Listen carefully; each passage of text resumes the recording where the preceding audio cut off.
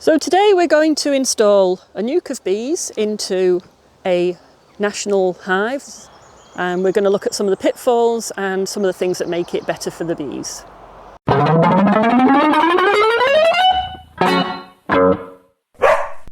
So today we're here in the apiary and we're going to be installing a Nuc of Bees, which is bursting at the seams, into this polystyrene hive to give them a lot more space to expand and to develop.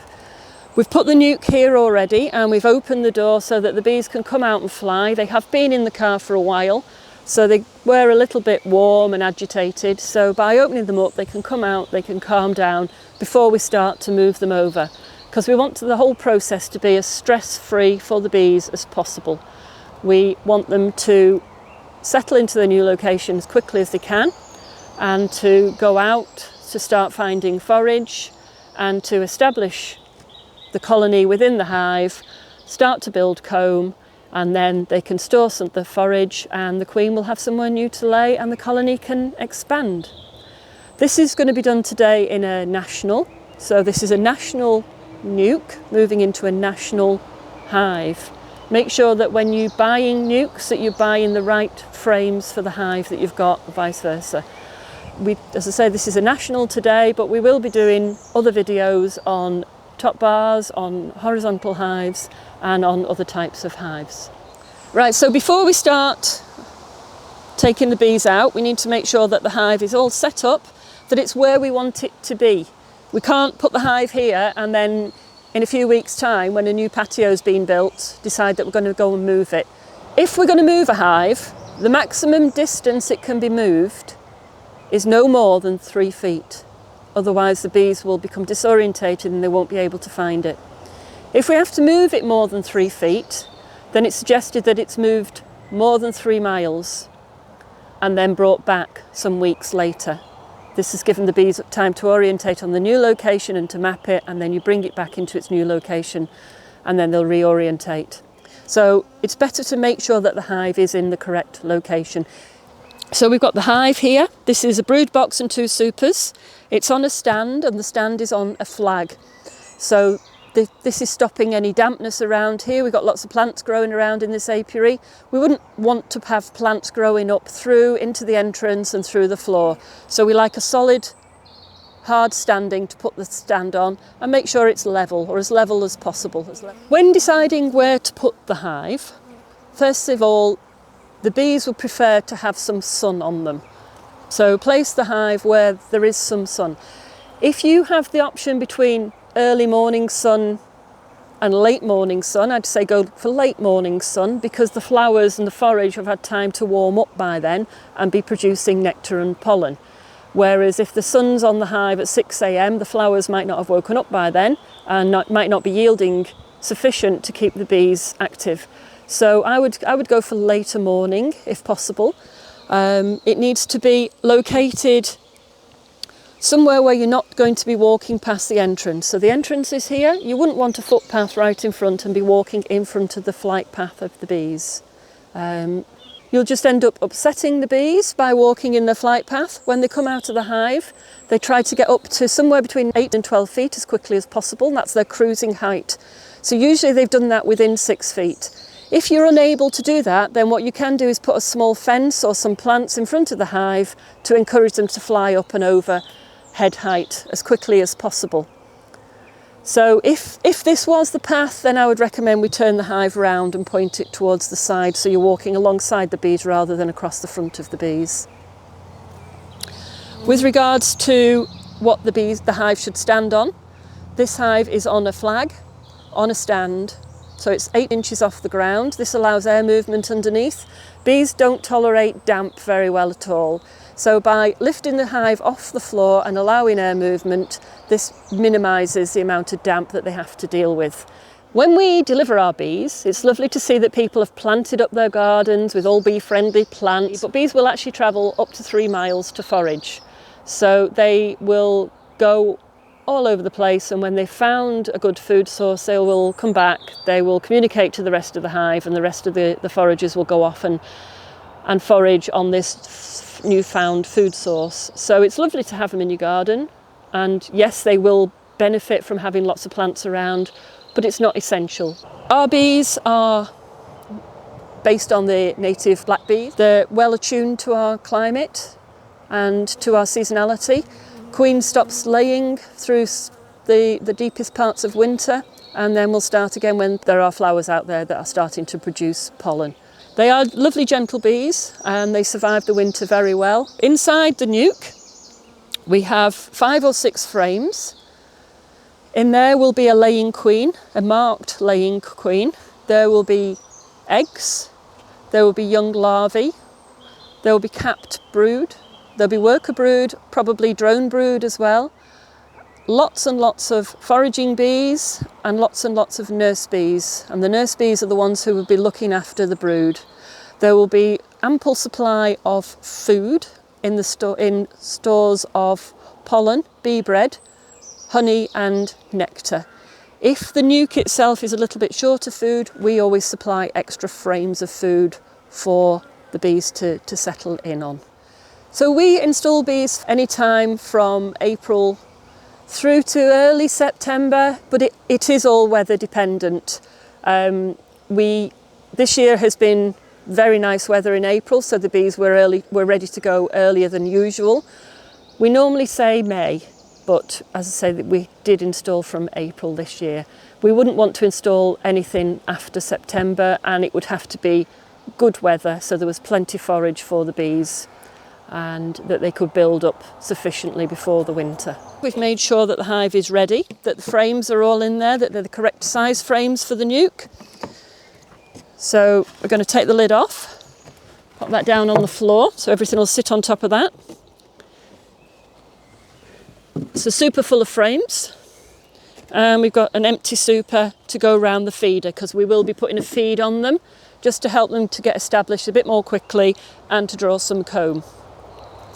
Inside the brood box we've got all our frames. Depending on the orientation of the hive, depends on where we're going to put the brood nest. In this location the sun comes at the hive from the front from lunchtime onwards, so we're going to put the brood closer to the front, and then the bees will develop the honey stores towards the back of the hive. That's what they've done with all the others in this area, so we're just going to follow suit, make it a little bit easier for the bees and try and work with them. Rather than what's best for us, let's go with what's best for the bees. We need to take out some frames, and we always give them fresh frames.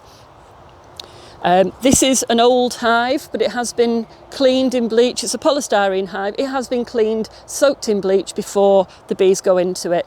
If you're putting them into a wooden one, it's always a good idea to scorch it first. Even if it's a new one, give it a scorch with a blowtorch just to make it smell a bit more homely for the bees. If it's a second-hand one or an old one that you're using, make sure you give it a really good scorching so there's no disease in there from previous colonies. They're going on to new foundation. This is not drawn comb, this is fresh foundation, so we will be giving them a feed of sugar syrup, which will be 1 kilo of sugar to 1 litre of water, and we'll pop that in the feed and we'll show you how to do that at the end. That will give the bees the energy to start to produce wax and to draw the comb out, and then they'll establish much more quickly on fresh, lovely comb. If you have got some drawn comb that's clean, that you know is disease-free, it's okay to put a few sheets of that in as well. Just gets them off to a quicker start. So I've taken the frames out. When I'm working on the hive, I like to stand at the back of the hive. Never stand in front of it, because the bees will just land on your back. You're standing in the flight path, you never want to do that with bees. Always stand at the back or to the side.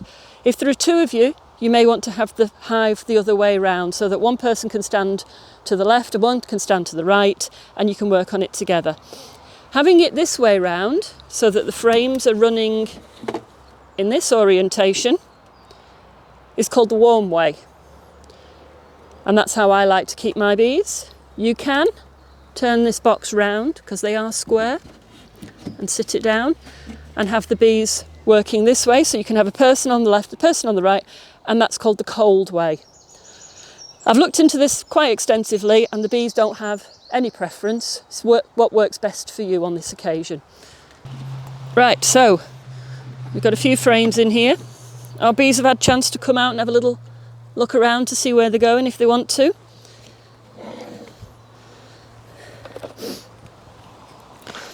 So take the lid off and the feeder. Sit that on top of the lid, just in case the queen's up inside that feeder. We don't know where she is at the moment. And we're going to transfer the bees from the nuc into the hive as efficiently as possible, so causing them as least stress as necessary, and keep the frames in the same orientation that they are in the nuc. So the first one will come out.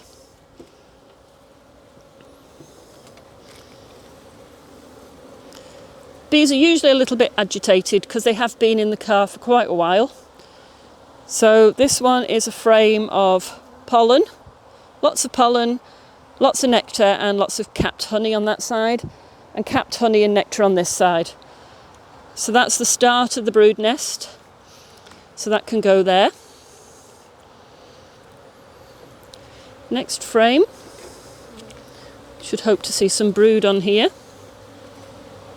Keep the frames right over the hive, just in case the queen's on there. We don't want her dropping off. So on here we've got capped honey, we've got capped worker brood, some capped drone brood, and there's a few drones in here as well, and all the area that's emerged has been laid up again by the queen. Young eggs and larvae on this side. So that one goes in next to the barrier of pollen. A good supply of pollen is essential when you're buying a nuc.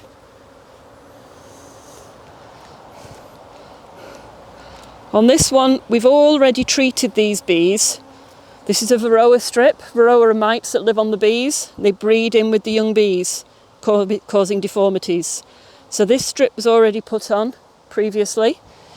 If they hadn't been treated, they should be treated at this time. All our nucs get treated when they get delivered and installed for people.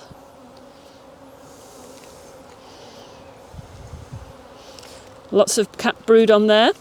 So when all this capped brood emerges, it's going to make lots of bees. They reckon that a frame of capped brood, when it emerges, covers 3 to 4 frames with bees. Here's the queen here, clearly marked with a blue dot right in the centre. So we know she's gone in. This frame's full of eggs. So it's essential that we make sure the queen has gone in.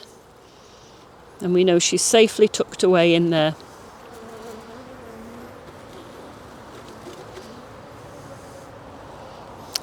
On this frame we've got more brood, very heavy frame, lots of honey. So we've got brood in all stages, which means eggs, uncapped larvae, which are little white lettuces at the bottom of the cells. We've got capped larvae, and we've got young bees, and a plentiful supply of bees. Some are bringing pollen in, and they're all nice and they've calmed down nicely now. So that frame goes in there as well. And then we'll just gently shake the rest of the bees into the hive. So we've still got quite a good supply of bees in there. We don't like to bash them on the hive. Just put the hive tool down. Give them a tap. And a tap on this side. That's most of them in. The rest will fly in a few minutes. Come on, in you go. In you go. That's it. So now we've got space for some more frames. So we're going to pop a few frames in there to take up the slack.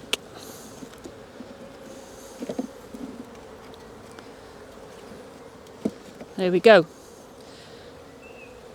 So on this occasion we've got a dummy board. We've got 3 brand new frames of foundation, 5 frames of bees and food, 2 more frames of foundation and another dummy board. Okay, and they've been treated for varroa. So at this point we make sure that the entrance is open so that they can come and go. So they can still come and go through here, and they'll all be coming out orientating very soon. So we're not going to put a queen excluder on at this point. we want to encourage the bees to start to work on this comb. So we're going to give them a feeder and we're going to give them the 1-to-1, the thin syrup. So a kilo of sugar, just the white, plain white granulated sugar from supermarkets anywhere. Kilo of sugar to a litre of hot water, dissolve it thoroughly, let the water cool down before you feed it to them. And then what the bees will do is they will start to draw on the comb directly next to the brood nest. So they'll draw on this comb and this comb. And then when you look in a 5 to 7 days time, they should have started, and the comb will have changed from a yellow colour and be flat to a white colour, and you'll start to see the hexagons appear. At that point, you take out this frame that they've started to work on. You can already see there's some bees on there now. So just imagine that this side is starting to turn white and they've started to draw the comb. We're going to take this frame out, we're going to turn it round, and we're going to put it against the end. So we're going to make it the first frame in the hive. The reason for this is the coldest part of the hive. It's away from the brood nest. Nobody wants to go down here on their own and work in the cold. So by them starting working on it next to the brood nest, we take it out, turn it round and slide it in there. So it's done the job for them. I'm going to do the same at the back as well. And then within about a week to 10 days, they'll have drawn all the comb out. So the queen excluder is not needed at this moment. So this is the feeder. So this is a polystyrene hive. So this is a polystyrene crown board. Goes on here. Inside there are the feeder holes. And the feeder just sits nicely inside. And we're going to fill this up. We need to make sure that the cone is in place and sits in that little rim.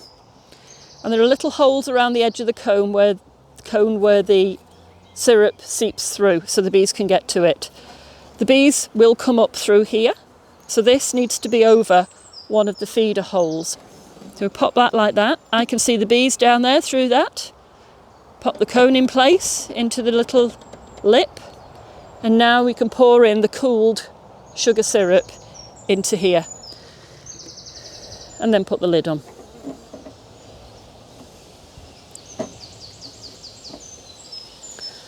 This syrup at this time of year, we're now in mid-May, it's quite warm, it will start to go mouldy quite quickly. So only put 1 litre of syrup in there at a time. If you fill it right up, you'll find that it's gone mouldy before the bees have had a chance to take it. So it's better to feed them little and often and keep it nice and fresh. And we reckon about every 2 days they'll have taken that syrup down, they'll be drawing comb with it. So in 2 days' time you can come back, you can check it, give it a little wipe out if necessary or a wash, and then top it up with some fresh. So they're ready now just to sort themselves out, get established. We can put the roof on and we can leave them to it. So after about a week, 10 days, it all depends on the weather and the forage in your area. And how many bees were put into the hive originally. Approximately after about 10 days, we'll be ready to put the super on. So what we'll need to do is have your super all ready to go. Remove your crown board and feeder and rest it to one side.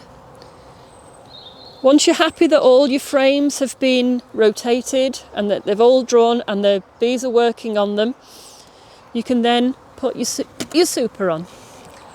So I prefer to put these on without the queen excluder. This is the queen excluder that comes with this hive. There are also, you can get metal ones, but the idea is that these holes are not large enough to allow the queen to pass through. So she's trapped down in the bottom. The workers can come through here and store the nectar in the frames above and turn it into honey. So if we put this on too early, the workers don't like to come through brand new equipment. So by leaving that to one side for the time being, popping the super on, making sure that the frames run in the same direction as the ones in the brood box. We do not want to put it on like this and crisscross them. They have to run parallel. Popping that on, making sure nobody's squashed underneath. And then we can pop the feeder back on again with the crown board. Only for a short period of time. Give them another feed. This will encourage the bees up into the super, and once they've started to work drawing the comb, so maybe after 1 or 2 feeds, we can take this off again and check, same strength of syrup that we're using. We can take this off, and once they've started to work on the frames, they'll probably only work on the ones that are in the middle, which are directly above the brood nest. So what we can do then is take some of the frames out that they've drawn and rotate them with the ones at the end, like we did in the brood box, and the same at the back. We can at this point then just leave the bees to get on. So there are 2 options here. You can either work on a brood and a half, so that's the brood box and a super, and you can allow the queen to lay in both boxes, and this will reduce the chance of them swarming because the queen will have plenty of room to lay. If, however, you want the bees to store honey in this box, in this super, we'll need to remove it.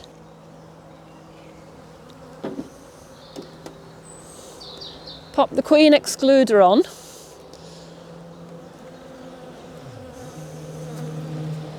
And then replace this, making sure that the queen is in the bottom box, is in the brood box.